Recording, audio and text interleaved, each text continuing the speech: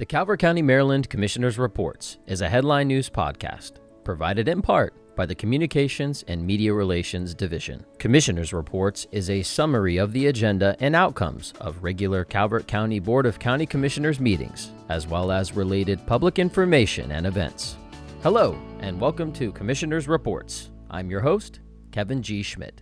In this week's Calvert County Board of County Commissioners meeting, ceremony, Sheriff's Office swearing-in ceremony. Since taking office in 2002, Sheriff Evans began the tradition of swearing in new sheriff's deputies in front of the BOCC upon completing their entry-level training. This practice provides a venue for the new deputies, their families, friends, fellow deputies, the BOCC, and the public to commemorate this special occasion most memorably. The new sheriff's deputies include Michelle Dawson, Tyrell Claggett, Tanner Zinn, and Olivia Sliver.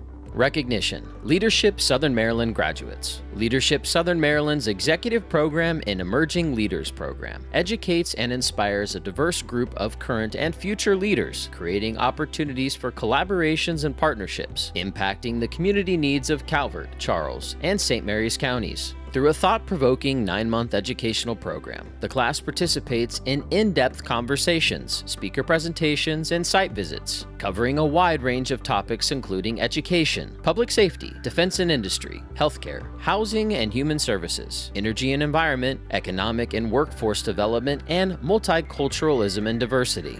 Graduating executive program leaders include David Canning, Deputy Sheriff's First Sergeant, Calvert County Sheriff's Office. John J.R. Cosgrove, Deputy Director of Capital Projects, Department of Public Works. And Rachel O'Shea, Zoning Planner, Department of Planning and Zoning. Graduating emerging leaders include Joelle Frank, Human Resources Assistant with the Department of Human Resources. Will Hager, Planner 3, Department of Planning and Zoning. Anne Marie Parker, Custodial Supervisor, Division of Buildings and Grounds, Department of Public Works. Public hearing, Department of Finance and Budget, Hotel Tax Allocation to Fund 33, Tourism Development Incentive Fund. On May 29, 2022, State Legislature passed HB 842, Calvert County Hotel Rental Tax Distribution of Revenue, which took effect July 1, 2022. The bill was to allocate a portion of the hotel tax to Fund 33 to provide grants to businesses and organizations to pay the application and permit fees required by the county to hold a special event and to market Calvert County. HB 842 was written that the balance of the collections be distributed to Fund 33 after the required distributions are made to the municipalities for the revenue attributed to the hotel located in the municipalities, and a reasonable administrative fee be distributed to the general fund, which equals 5%. In FY 2023, the county budgeted $500,000 in hotel tax in the general fund, using the above-mentioned calculation of 5% for an administrative fee. $25,000 will remain in the general fund, and $475,000 will be budgeted in Fund 33 by allocating 20%, or $95,000 to special events, and the remainder of the $380,000 to marketing. After discussion, the BOCC closed the record and approved the resolution enacting Budget Adjustment 36 and approved the amended Accommodation Tax Ordinance at Chapter 136, Article 4 of the Calvert County Code.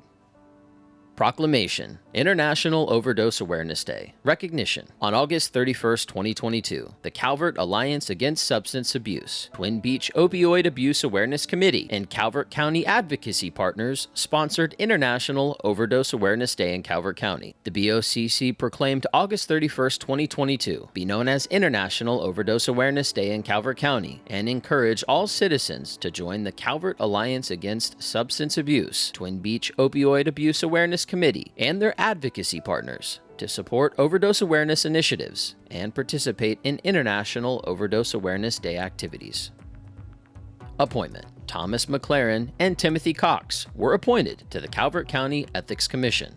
In new business, memo from John Norris on behalf of the Calvert County Ethics Commission. Ethics Code Amendment. The Calvert County Ethics Commission has delegated authority to implement the local ethics code and recommended actions to uphold the public trust. The Ethics Commission seeks 14 recommended amendments to the local ethics code required by changes to state law, and some that have been recommended by the State Ethics Commission. The State Ethics Commission has reviewed and approved the proposed amendments, subject to a future public hearing and subsequent BOCC approval. Staff recommended, and the BOCC voted to proceed to advertise a public hearing on amendments to the Calvert County Ethics Code.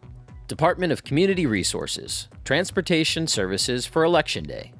Public Transportation would like to provide full transportation services on November 8, 2022 to be available for individuals that need to use public transportation to access polling sites. This initiative would assist those individuals who need transportation to employment and medical appointments, as this day is not observed as a holiday by retail establishments and medical facilities. Staff recommended in the BOCC-approved Transportation Services for Election Day, November 8, 2022. Department of Parks and Recreation, Memorandum of Understanding with the Calvert County Board of Education for mutual use of facilities. Beginning in 2017, the Department of Parks and Recreation, CCPR, worked with the Board of Education of Calvert County, BOE, on a Memorandum of Understanding, MOU, to formalize the mutual use of public facilities operated by both the BOE and CCPR. The MOU expired August 31, 2022. CCPR utilizes indoor facilities to operate programs for community benefit, such as basketball, cheerleading, and wrestling. The department also utilizes and maintains outdoor facilities at 11 locations for programs that provide community benefit, such as baseball, soccer, and lacrosse. The BOE utilizes the Edward T. Hall Aquatic Center and Chesapeake Hills Golf Course for high school sports teams to practice and hold competitions. CCPR is charged for use of indoor school facilities after normal hours of operation to offset direct expenditures. This can range from $7,000 to $10,000 per season. The use of county facilities for the BOE include no cost for use of the Edward T. Hall Aquatic Center and Chesapeake Hills Golf Course for high school teams. If applying the reduced rate, this is an approximate annual loss in revenues of $13,100 for the Edward T. Hall Aquatic Center and $10,720 for the Chesapeake Hills Golf Course. Staff recommended and the BOCC approved execution of the MOU with a new expiration date of September 1st, 2023, with the Calvert County Board of Education regarding shared use of facilities for recreation purposes. Department of Finance and Budget, resolution to forward fund county bonds. There are several projects in the FY23 capital budget that will be funded through the sale of general obligation bonds, GO bonds. In the event funds are expended for projects prior to the bond sale or loan closing, a resolution of intent to reimburse is required to reimburse the general fund once the bonds have been sold. All projects are capital improvement projects, ranging from the purchase of life-saving emergency apparatuses, building replacement and construction, storm and wastewater treatment, and shoreline restoration projects, among others. After discussion, staff requested and the BOCC approved the adopted resolution to forward fund county bonds.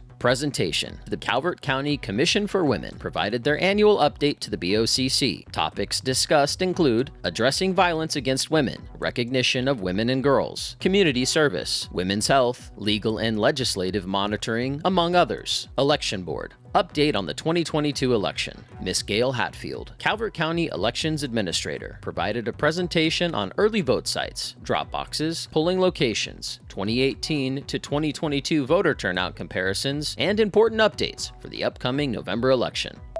In other Calvert County local news, the BOCC announced the appointment of Stephen Perea as the County Government Director of the Department of Technology Services. Over his 21-year career, Perea has overseen and implemented business technology change in the government and private sectors. In his previous role as Deputy Director for Technology Services, he was responsible for technology budgets and contracts, records management, and implementing new information technology policies, standards, and training within Calvert County government. Perea holds a Master of Business Administration degree in Technology Management from National Chengchi University in Taipei, Taiwan. He recently completed the Senior Executives in State and Local Government Executive Program at the Harvard University John F. Kennedy School of Government. He is also a certified project management professional and is Information Technology Infrastructure Library certified.